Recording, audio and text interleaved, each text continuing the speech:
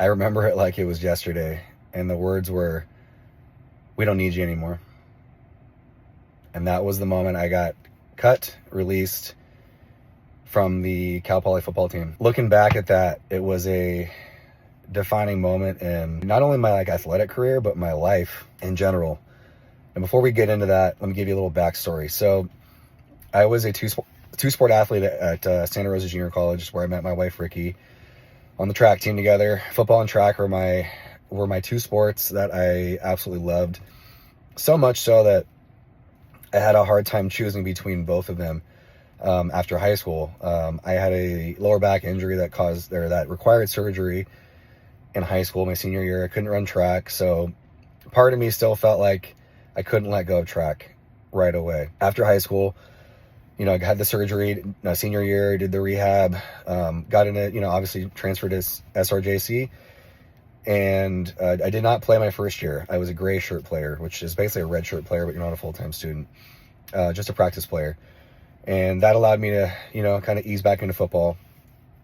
And then fast forward to my next year, I was able to get back into football full go. Also got into track again.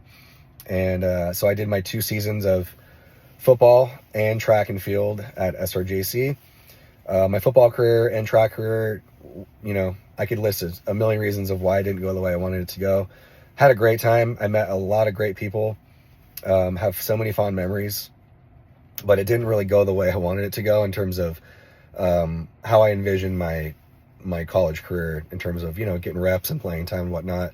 No excuses at all. It's just the nature of the team that I was on was very stacked, very talented group. We were loaded from position to position, top to bottom.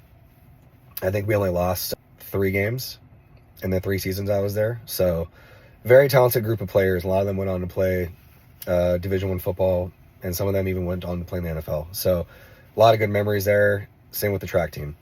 Now fast forward, leaving SRJC, I started to explore my options in terms of where am I going to end up next? Where do I want to go? I had no idea. Ricky got into Cal Poly, so I decided, I went and visited her, at school. I was still kind of in transition phase there at the junior college level, and I really liked the campus, really liked the school. So I applied, got denied once. Didn't have a class I needed, so I had to retake a class at Napa College. Applied again, got denied twice as a mid-year transfer student. Okay, what are we gonna do now? So I made a very bold move, and in my head I said, I'm gonna get into Cal Poly. I'm going to get in, and then I'm gonna walk on, because this football dream is not over yet for me. I was pretty much done with track at that point, and I moved down to San Luis Obispo without even knowing if I was going to get into the school or not. Very dumb on my part, very risky decision. But at that time, I was just not afraid to take a risk, okay, as you can see. So I had a couple friends that were already teammates, or they were already playing for Cal Poly, which is kind of how I got this connection started.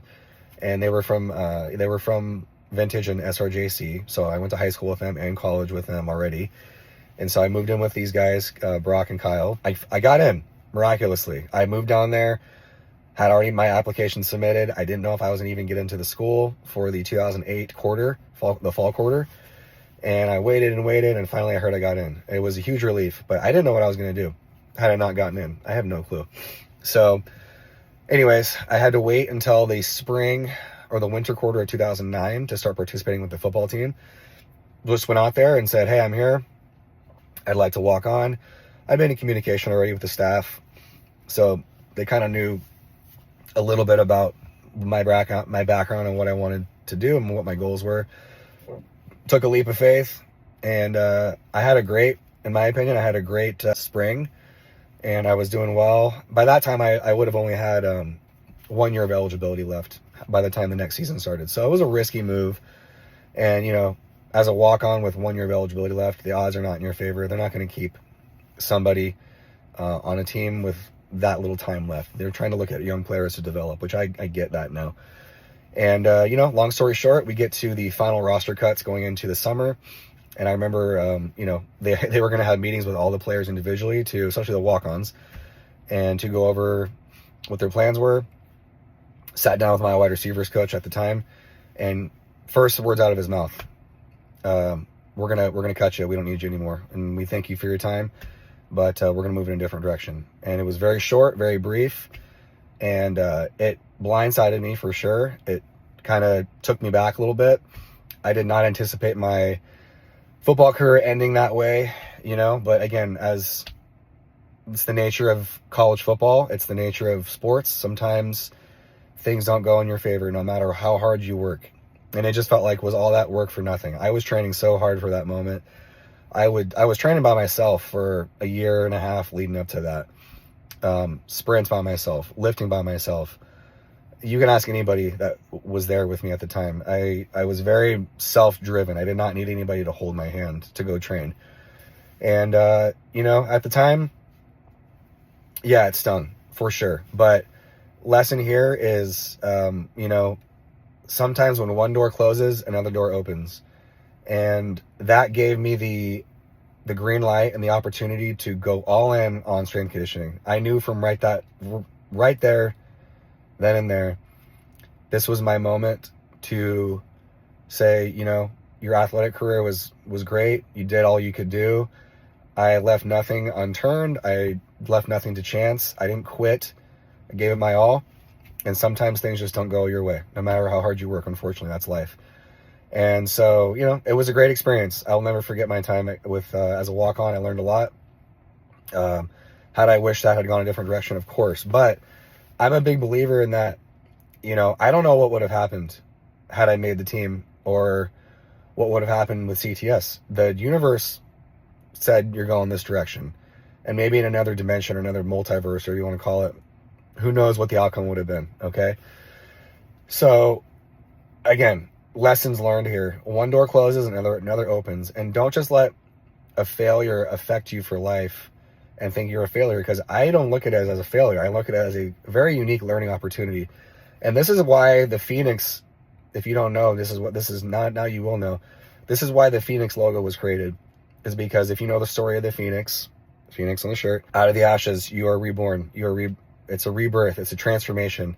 The old me was I shed, so to speak, the old me right then and there. And we were able to turn that moment of struggle or adversity into something positive. And I did. I leaned all in on strength conditioning. I went 100%. I knew that was what I was meant to do. And I could still be involved in athletics in a coaching role, which I love coaching. I love being in the weight room. I love coaching. I love seeing others reach their goals. It fulfills me more now than it did me, my own athletic journey. So that's the lesson of the day here, is that, sometimes things don't work out in your favor, no matter how hard you work, such as life. But you have to understand, with every setback comes a comeback. And that's not just with sports, but in life. So you can't be afraid to fail. I was not afraid to fail. I knew the risk going in, but I was very optimistic that I was going to make this team. And even with that optimism, and I had a feeling it was going to work out. It didn't work out in my favor. I don't think I could have done anything differently, to be honest with you. I think I did everything I could in my power. And it is what it is. I have no regrets about that decision. Was I a little salty and bitter? Of course I was. But, I'm very happy with how things are now. Who knows if CTS would still be here? I don't know.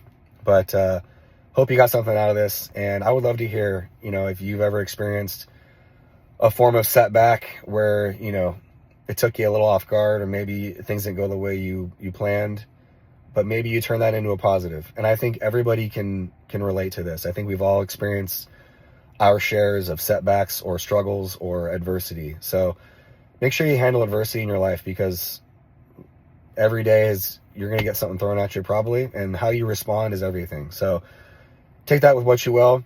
This is our next video in our 15 years of CTS, and we'll be back with our next video tomorrow for the next chapter.